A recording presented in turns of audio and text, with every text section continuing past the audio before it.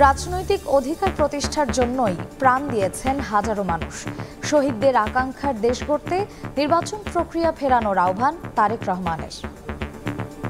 গোলাম রাব্বানীরা চেয়েছিল মানুষের যে সমস্যা, সেই সমস্যাগুলো নিয়ে যাতে কিছু মানুষ কথা বলতে পারে, কিন্তু সেদিনকার সেই স্বৈরাচার গোলাম রাব্বানীদের কথা বলতে দেয়নি।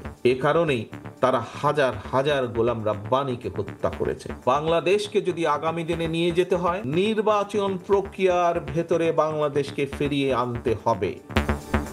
সহায়তা নয়, হত্যার বিচার চান শহীদ পরিবার। ফাউন্ডেশনের চেক হস্তান্তর অনুষ্ঠানে সার্জিস। মামলা ও আইনি সহায়তায় হচ্ছে আলাদা সেল, জানালেন উপদেষ্টা।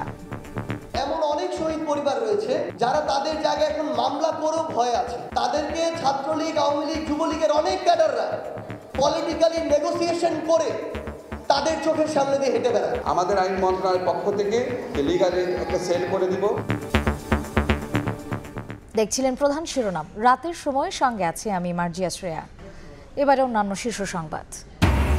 অভ্যুত্থানের চেতনায় কাজ করতে হবে মাঠ প্রশাসনকে। বিভাগীয় কমিশনারদের সঙ্গে মতবিনিময় সভায় প্রধান উপদেষ্টা। দ্রব্যমূল্য নিয়ন্ত্রণে ভূমিকা রাখার নির্দেশ। সরকার বা আদালত নিষিদ্ধ না করলে আওয়ামী লীগের নির্বাচনে অংশ নিতে বাধা নেই, জানালেন সিইসি। স্বচ্ছ ভোট করতে ঐক্যবদ্ধ সব দল। সচিবালয়ে আগুনে পুড়েছে 5 মন্ত্রণালয়ের প্রায় 200 কক্ষ। প্রাথমিক তদন্ত প্রতিবেদন দেয়া হতে পারে কাল। পরীক্ষার জন্য কিছু নমুনা পাঠানো হবে বিদেশে। বন বিভাগের কাজ করার সময় টেকনাফে অস্ত্রের মুখে 19 শ্রমিককে অপহরণ। মুক্তিপণ না দিলে হত্যার হুমকি। অপহৃতদের উদ্ধারে পাহাড়ে অভিযান।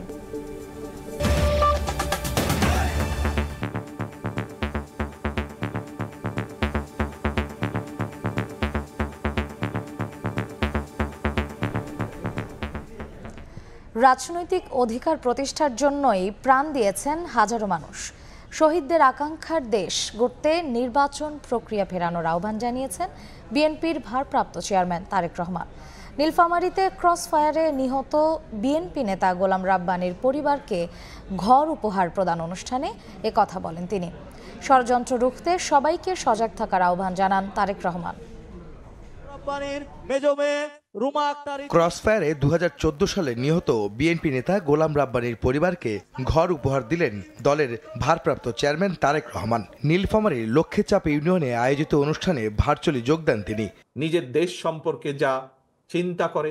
পরে তার বক্তব্যে বলেন, রাজনৈতিক অধিকার প্রতিষ্ঠায় রাব্বানীর মতো প্রাণ দিয়েছেন হাজারো মানুষ। তাদের আকাঙ্ক্ষার দেশ গড়তে নেতাকর্মীদের কাজ করার আহ্বান জানান তারেক রহমান। গোলাম রাব্বানীরা চেয়েছিল দেশে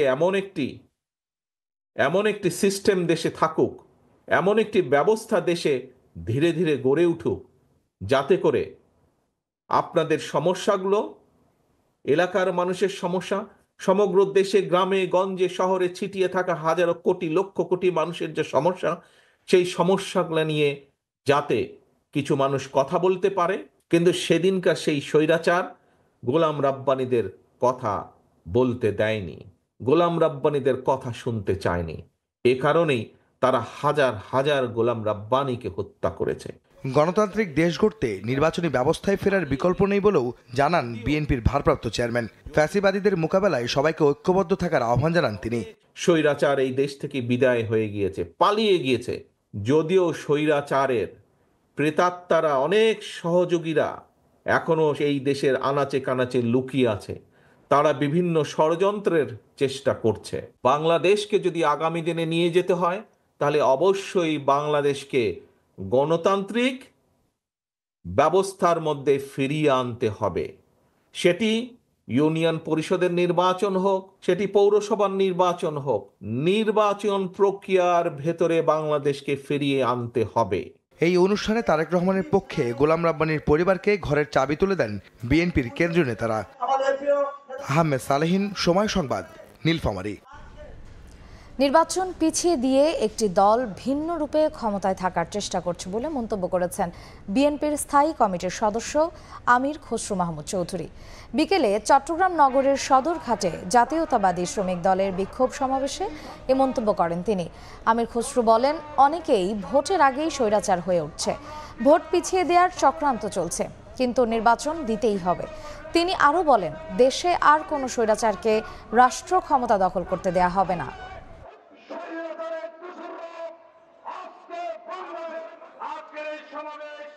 বাংলাদেশে আজকে গণতন্ত্রের হাওয়া বইতে শুরু করেছে, বাংলাদেশে নির্বাচনের হাওয়া বইতে শুরু করেছে। এগুলো ঠেকিয়ে আবার বহু রূপে ভিন্ন রূপে জনগণের ভোটাধিকার কেড়ে নিয়ে ক্ষমতায় থাকার পায়তারি করলে সেটা চলবে না। নির্বাচনকে দীর্ঘায়িত করে ষড়যন্ত্র চলবে না। 1972 সাল থেকে জুলাই অভ্যুত্থান পর্যন্ত সব অপরাধের শ্বেতপত্র তৈরি করে প্রকাশের দাবি জানিয়েছেন জামায়াত ইসলামের আমির ডাক্তার শফিকুর রহমান। বিকেলে ঠাকুরগাঁওয়ে কর্মী সভায় ভারতের সমালোচনা করে তিনি বলেন, প্রায়ই সীমা লঙ্ঘন করছে প্রতিবেশী দেশটি, তারা যেন এদেশের অশান্তির কারণ না হয়ে ওঠে হুঁশিয়ার করেন জামায়াত আমির। পরিবর্তিত পরিস্থিতিতে দলকে চাঙ্গা করতে প্রায় প্রতিদিনই জেলা পর্যায়ে কর্মসূচিতে যোগ দিচ্ছেন জামায়াত ইসলামীর কেন্দ্রীয় নেতারা। এরই অংশ হিসেবে সোমবার উত্তরের 2 জেলা সফর করেন দলটির আমির ডাক্তার শফিকুর রহমান। ঠাকুরগাঁওয়ে কর্মী সভায় 1972 সাল থেকে জুলাই অভ্যুত্থান পর্যন্ত সব অপরাধের শ্বেতপত্র তৈরি করে প্রকাশের দাবি জানান জামায়াতের আমির। কত হাজার পা হারিয়েছে, হাত হারিয়েছে, আল্লাহ ভালো জানেন, সেই হিসাব আমরা এখনো করতে পারি।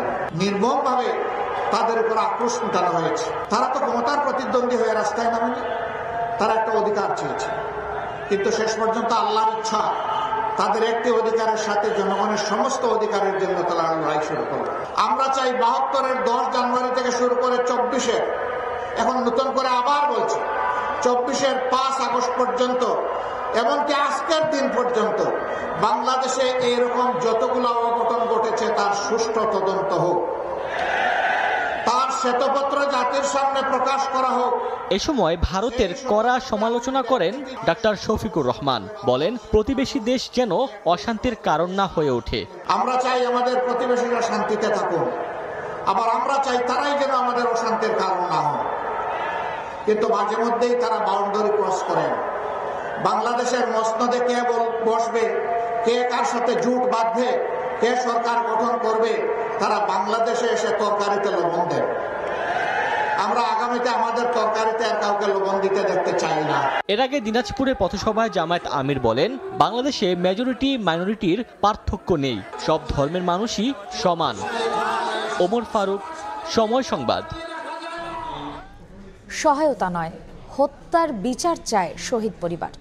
সকালে ঢাকায় জুলাই শহীদ স্মৃতি ফাউন্ডেশনের চেক হস্তান্তর অনুষ্ঠানে একথা বলেছেন সার্জিস আলম। জানান, গণহত্যাকারীদের বিচার নিশ্চিত করাই অন্তর্বর্তী সরকারের সবচেয়ে বড় দায়। এ সময় মামলা ও আইনি সহায়তায় 7 দিনের মধ্যে আলাদা সেল গঠন করা হবে বলে জানান আইন উপদেষ্টা আসিফ নজরুল। আর অন্য উপদেষ্টারা বলেন, দেশের মাটিতেই হবে শেখ হাসিনার বিচার। মায়ের চোখে কষ্টের নোনা জল, জুলাই গণ অভ্যুত্থানে হারিয়েছেন বুকের ধন, তাই এই আহাজারি থামেনি এখনো।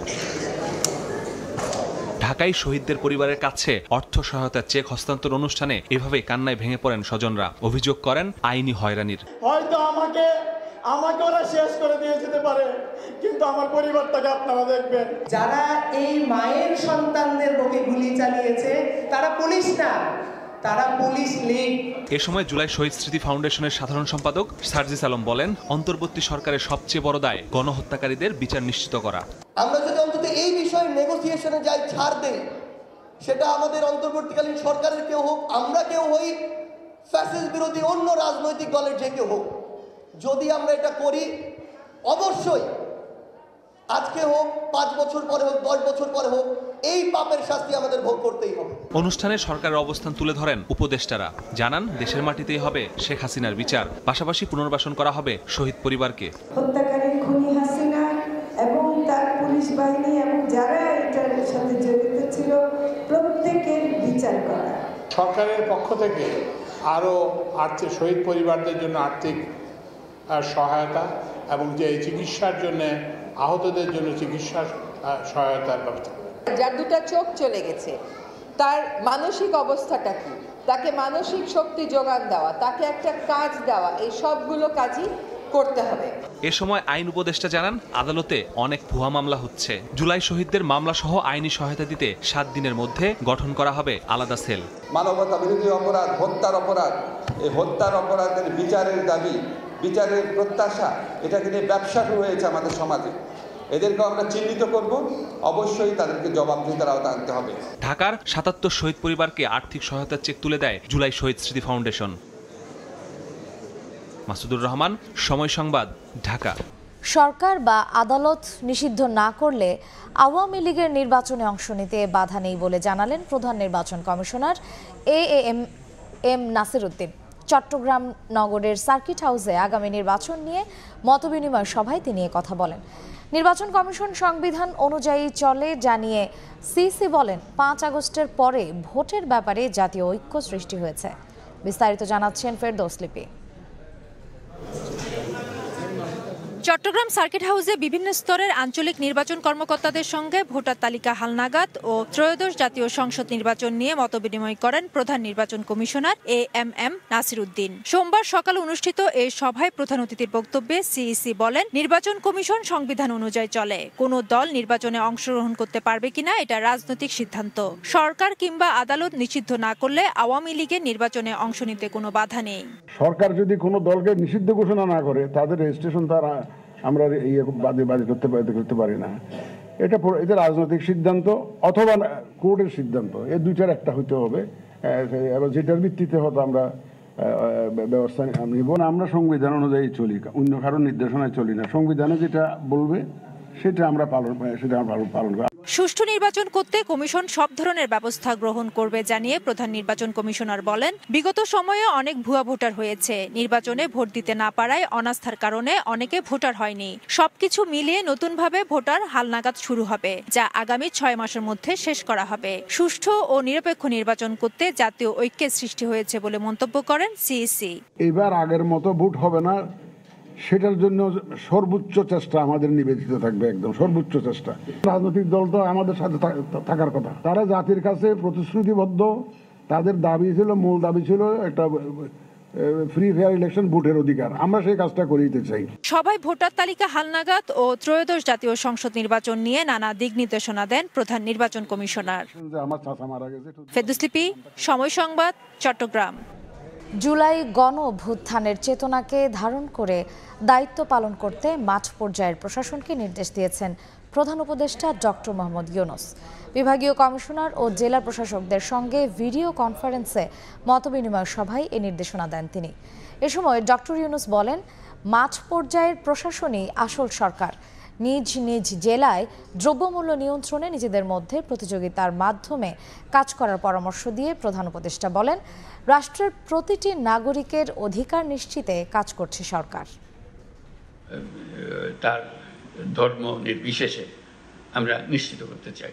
দায়িত্ব গ্রহণের পর মাঠ প্রশাসনের সঙ্গে প্রথমবারের মতো বৃহৎ পরিসরে মতবিনিময় করলেন প্রধান উপদেষ্টা ডক্টর মোহাম্মদ ইউনূস। অনেকগুলো প্রকল্প আছে, প্রকল্পগুলো কিভাবে শেষ করা যায়। সোমবার সকালে প্রধান উপদেষ্টার কার্যালয় থেকে ভিডিও কনফারেন্সে যোগ দেন ডক্টর ইউনূস। সেখানে যুক্ত হন বিভাগীয় কমিশনার ও জেলা প্রশাসকরা। শান্তি শৃঙ্খলার বিষয়ে পুলিশের তাদের যে ভূমিকা, অন্তর্বর্তী সরকারের উদ্দেশ্য ও কার্যক্রম সফল করতে মাঠ প্রশাসককে সক্রিয় ভূমিকা পালনের আহ্বান জানিয়ে ডক্টর মোহাম্মদ ইউনূস বলেন, মাঠ পর্যায়ের প্রশাসনই আসল সরকার। এ সময় তিনি বলেন, জুলাই গণ অভ্যুত্থানকে ধারণ করে মাঠ প্রশাসনকে দায়িত্ব পালন করতে হবে, যাতে মানুষ বুঝতে পারে দেশ পরিবর্তন হয়েছে।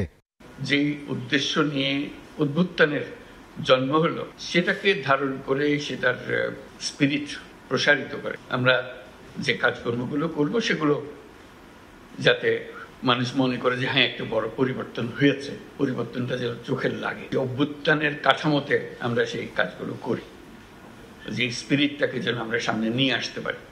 ভিডিও কনফারেন্সে প্রধান উপদেষ্টা নিজ নিজ জেলায় দ্রব্যমূল্য নিয়ন্ত্রণে রাখতে প্রশাসনকে ভূমিকা রাখার নির্দেশ দেন। তিনি বলেন, দেশের প্রতিটি নাগরিকের অধিকার নিশ্চিত করতে কাজ করছে সরকার। এ সময় তিনি নতুন শিক্ষাবর্ষের শুরুতেই শিক্ষার্থীদের হাতে বই তুলে দেওয়ার নির্দেশনা দেন।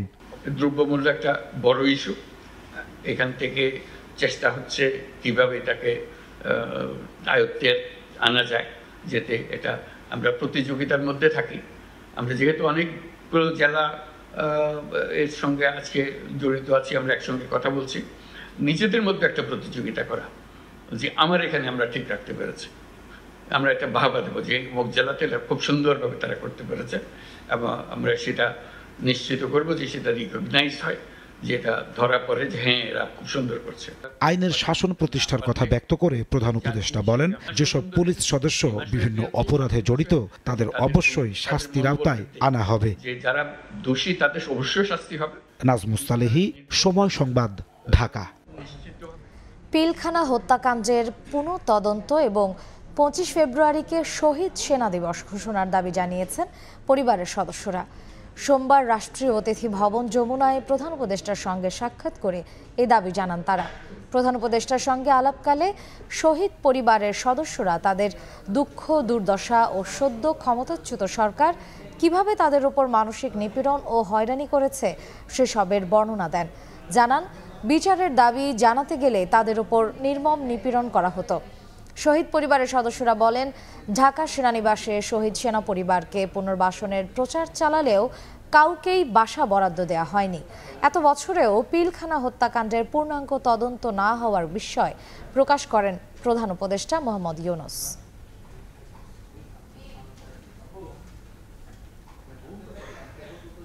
সচিবালয়ে আগুনের ঘটনায় প্রাথমিক তদন্ত প্রতিবেদন জমা দেওয়ার সময়সীমা আরও একদিন বাড়ানো হয়েছে।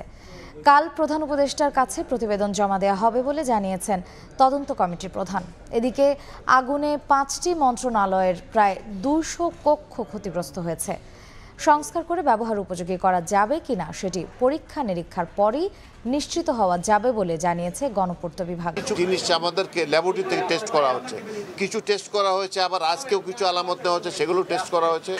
তো সেই জন্য আমাদের প্রাথমিকভাবে 30 তারিখ পর্যন্ত টাইম দেওয়া হয়েছিল, ক্যাবিনেট থেকে অনুমতি নিয়েছি, টাইমটা একটু বাড়িয়ে দেওয়া হয়। আমাদের কিছু জিনিস আছে যেগুলো ক্যাপাসিটি আসলে আমাদের দেশে নাই এখন পর্যন্ত। সিদ্ধান্ত নিয়েছি আমরা সব পাঠাবো, বিদেশে যেখানে এটা সুবিধা আছে সেখানে পাঠাবো। এ বিষয়ে সচিবালয়ে গৃহায়ন ও গণপূর্ত বিভাগের উপসহকারী প্রকৌশলী জানিয়েছেন, আগুনে ভবনটির প্রতিটি তলায় থাকা অন্তত 45 থেকে 50টি করে কক্ষ পুড়েছে। 40-50টা করে এবারে যে রুম আছে ছোট বড় মিলে 4টা ফ্লোর ক্ষতিগ্রস্ত হয়েছে। সংস্থার পুরোপুরি যখন রিপোর্ট দিবে অ্যাসেসমেন্ট করে যে কি কি ক্ষতিগ্রস্ত এবং কি ধরনের ক্ষতিগ্রস্ত হয়েছে, সেইগুলা দেখার পরে রিপোর্ট দিলে হয়তো আমরা ধারণা করতে পারবো যে এতদিনের ভিতরে এটা সম্ভব ঠিক করা। ক্ষতিগ্রস্ত 5 মন্ত্রণালয়ের কর্মকর্তা কর্মচারীরা বিকল্প হিসেবে নগর ভবন, রেল ভবন সহ অন্যান্য ভবনে জরুরি কাজকর্ম চালিয়ে যাচ্ছেন বলেও জানান এই কর্মকর্তা। প্রসূন আশিস, সময় সংবাদ, ঢাকা। রাতের সময় আরও থাকছে খ্রিস্টীয় নতুন বছর বরণে নিউ ইয়র্কের শেষ মুহূর্তের প্রস্তুতি। ইতালির রোমে নানা আয়োজন। পাকিস্তানের করাচিতে 144 ধারা জারি, আতশবাজি নিষিদ্ধ। এসালম গ্রুপের 8 প্রতিষ্ঠানের ব্যাংক অ্যাকাউন্ট ফ্রিজ করতে বিএফআইইউকে চিঠি দিয়েছে দুর্নীতি দমন কমিশন দুদক। সোমবার পাঠানো চিঠিতে বলা হয়, এসালম গ্রুপের চেয়ারম্যান মোহাম্মদ সাইফুল আলম ও তার পরিবারের সদস্যের বিরুদ্ধে Singapore, British Virgin Island, Cyprus ও অন্যান্য দেশে $1 বিলিয়ন পাচারের অভিযোগ অনুসন্ধান চলছে। এই অবস্থায় এসালম গ্রুপের 8 প্রতিষ্ঠানের নামে বিভিন্ন ব্যাংক হিসাব থেকে যে কোনো সময় অর্থ স্থানান্তর হতে পারে। তাই বিভিন্ন তফসিলি ব্যাংকে পরিচালিত হিসাবগুলো ফ্রিজ করা প্রয়োজন। শেখ হাসিনাকে প্রধান আসামি করে 9 জনের বিরুদ্ধে আন্তর্জাতিক অপরাধ ট্রাইব্যুনালে গুমের লিখিত অভিযোগ জমা দিলেন মাইকেল চাকমা। সকালে আন্তর্জাতিক অপরাধ ট্রাইব্যুনালে এই অভিযোগ জমা দেন তিনি। গুমের সময় যেই গামছা দিয়ে তার হাত বাঁধা হয়েছিল সেটিও প্রসিকিউশনে জমা দিয়েছেন এই ইউপিডিএফ নেতা। অভিযোগ প্রসঙ্গে মাইকেল চাকমা বলেন, 5 বছর 4 মাস তিনি গুম ছিলেন। 2013 সালে তৎকালীন প্রধানমন্ত্রী শেখ হাসিনার খাগড়াছড়ির সফরের সময় অবরোধ করেন ইউপিডিএফ। এই ঘটনায় তখন অবরোধকারীদের দেখে নেয়ার হুমকি দেন শেখ হাসিনা। এছাড়া শান্তি চুক্তির বিরোধিতাও করায় গুম হওয়ার পর তাকে নানা প্রশ্নের সম্মুখীন হতে হয়েছে। তার আশঙ্কা, এসব ঘটনায় তাকে গুম করা হয়েছিল। এই জন্যই শেখ হাসিনাকে গুমের ঘটনায় প্রধান আসামি করা হয়েছে। এবার বাণিজ্যের খবর।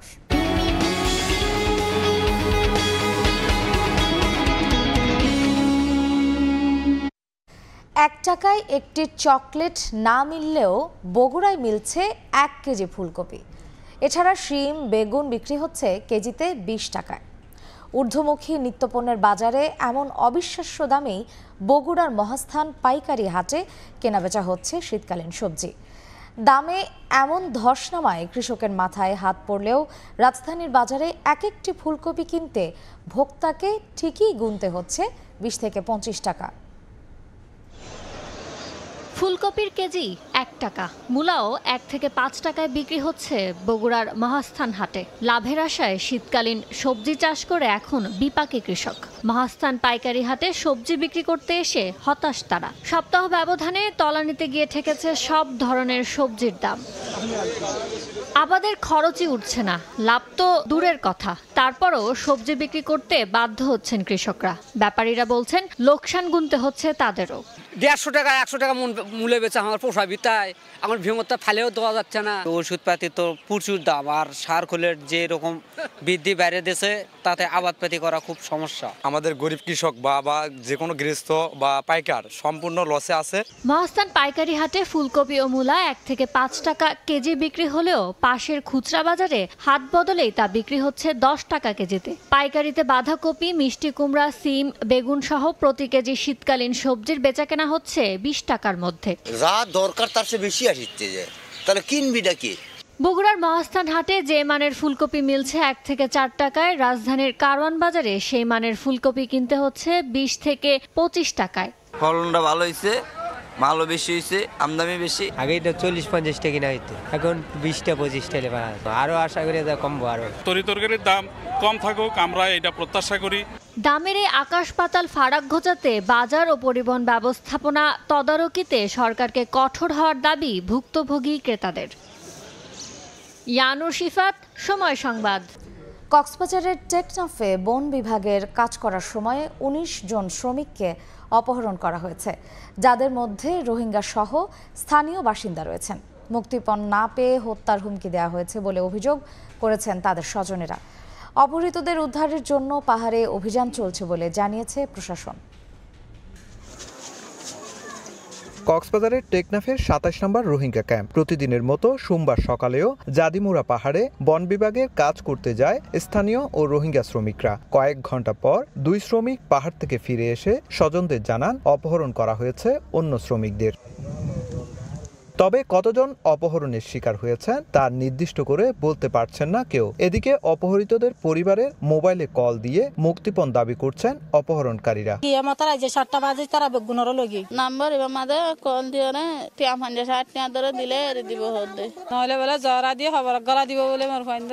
খবর পেয়ে তাদের উদ্ধারে পাহাড়ে অভিযান চালাচ্ছে পুলিশ, এপিবিএন। আর 27 আমার 13 জন, 26 আমার 1 জন, তাহলে আর গ্রাম মানুষ 4 জন মোটামুটি। 17 জন বন বিভাগের যারা কাজ করছিল বন শ্রমিক, তাদেরকে অপহরণ হয়েছে বলে শুনেছি। এখন সেখানে উদ্ধার অভিযানে এপিবিএন, পুলিশ, আমাদের রোহিঙ্গা ক্যাম্পের ক্যাম্প ইনচার্জ সহ ওইখানে এখন অভিযান চলছে। গত 1 বছরে টেকনাফ থেকে 150 জনকে অপহরণের ঘটনা ঘটেছে। তার মধ্যে 91 জন স্থানীয় এবং 59 জন রোহিঙ্গা নাগরিক। আজ সকালে 19 জন শ্রমিক এই পাহাড়ে জঙ্গল পরিষ্কারের জন্য আসছিল, কিন্তু এখন পর্যন্ত তাদের কোনো হদিস মেলেনি। তবে তাদের উদ্ধারে কার্যক্রম চালিয়ে যাচ্ছে পুলিশ প্রশাসন। সুজাউদ্দিন রুবেল, সময় সংবাদ, কক্সবাজার। খ্রিস্টীয় নতুন বছরকে বরণ করে নিতে যুক্তরাষ্ট্রের নিউ ইয়র্কে চলছে শেষ সময়ের প্রস্তুতি। টাইমস স্কয়ারের সামনে জড়ো হয়েছেন শত শত দর্শনার্থী ও পর্যটক। 2, 1, Happy New Year! রঙিন কাগজ ছড়িয়ে দেয়া হচ্ছে আকাশে। বিলবোর্ডে লেখা উঠেছে new year's eve Times Square 2025। খ্রিস্টীয় নতুন বছরকে বরণ করে নেয়ার অংশ হিসেবে নানা আয়োজন চলছে নিউ ইয়র্কে। শেষ সময়ের প্রস্তুতি দেখছেন উপস্থিত অনেকে। মুহূর্ত ধরে রাখতে নিজেকে ক্যামেরা বন্দী করছেন অনেকে। দোরগোড়ায় কড়া নাড়ছে নতুন বছর 2025। স্থানীয় সময় রোববার যুক্তরাষ্ট্রের নিউ ইয়র্ক শহরের টাইম স্কয়ারে ভিড় করেন শত শত দর্শনার্থী। নতুন বছরের বল ড্রপ অনুষ্ঠানের প্রস্তুতি নেন তারা। বল ড্রপ অনুষ্ঠানে পর্যটক ও স্থানীয়রা নতুন বছরের জন্য তাদের ইচ্ছাগুলো রঙিন কাগজের টুকরোর ভেতর লিখে কনফিটের সঙ্গে মিশিয়ে দেন, যা নববর্ষ উদযাপনের সময় একসঙ্গে ছাড়া হবে। টাইম স্কয়ারের কর্মকর্তাদের সঙ্গে শিশুদেরকেও অংশগ্রহণ করতে দেখা যায়। প্রতি বছরের মতো এবারও বেশ জাঁকজমকপূর্ণ করে টাইম স্কয়ারে হতে চলেছে নতুন বছরকে বরণ অনুষ্ঠান। হাজার হাজার মানুষ একসঙ্গে জায়গাটিতে জড়ো হয়ে স্বাগত জানাবেন 2025 সালকে। এবারের আয়োজন কেমন হতে চলেছে তারই যেন এক ঝলক দেখা মিলল এই প্রস্তুতি অনুষ্ঠানে। অর্জিতা শেজিন, সময় সংবাদ। 31st নাইট ঘিরে পাকিস্তানের করাচিতে 144 ধারা জারি করা হয়েছে। সব ধরনের আতশবাজি, ফাঁকা গুলি ছোড়া নিষিদ্ধ করেছে পুলিশ। রোববার এক বিবৃতিতে করাচির পুলিশ কমিশনার জানান, শহরের নাগরিকদের নিরাপত্তার কথা মাথায় রেখেই 2 দিনের জন্য 144 ধারা জারির সিদ্ধান্ত নেওয়া হয়েছে। অতীতে খ্রিস্টীয় নতুন বছর উদযাপন ঘিরে আতশবাজি ও ফাঁকা গুলির ঘটনায় আহত হয়েছেন অনেক মানুষ বলেও উল্লেখ করা হয় বিবৃতিতে। 31 ডিসেম্বর শুরু হয়ে 1 জানুয়ারি রাত 12টা পর্যন্ত শহরটিতে 144 ধারা জারি থাকবে। নজিরবিহীন অব্যবস্থাপনায় শুরু হলো বিপিএল এর 11তম আসর। টিকিট না পেয়ে স্টেডিয়ামের মূল ফটক ভেঙে দেন ক্ষুব্ধ সমর্থকরা। আটকে দেওয়া হয় টিম বাস ও ক্রিকেটারদের গাড়ি। পরে পরিস্থিতি নিয়ন্ত্রণে আনেন সেনাবাহিনীর সদস্যরা। টিকিট নিয়ে অব্যবস্থাপনায় সমর্থকদের অভিযোগের তীর ক্রিকেট বোর্ডের দিকে। 11তম আসর শুরুর আগে এমন বিপত্তি স্টেডিয়ামের মূল গেটে। আটকে দেয়া হয় রাজশাহীর টিম বাস। মেহেদী হাসান মিরাজের গাড়িও পড়ে বাধার মুখে।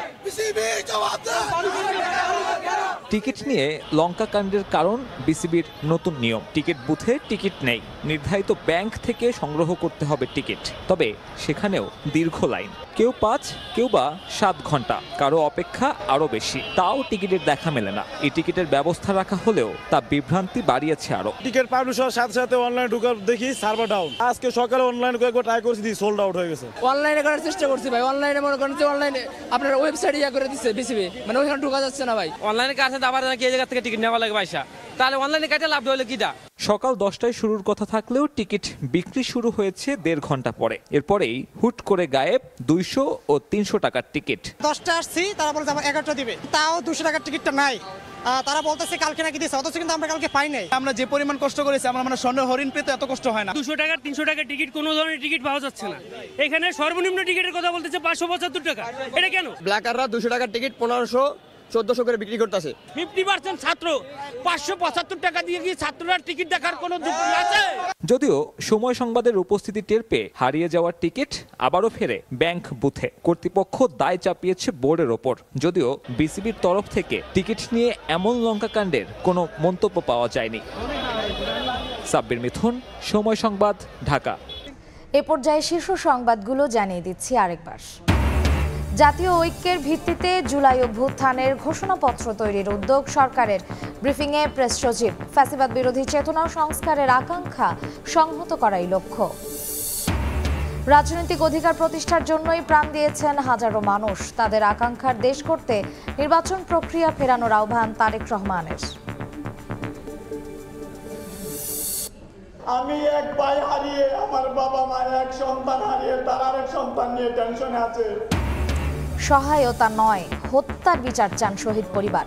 ফাউন্ডেশনের চেক হস্তান্তর অনুষ্ঠানে সার্জিস। মামলা ও আইনি সহায়তায় হচ্ছে আলাদা সেল, জানালেন উপদেষ্টা। এই ছিল রাতের সময়, সঙ্গেই থাকুন সময়ের।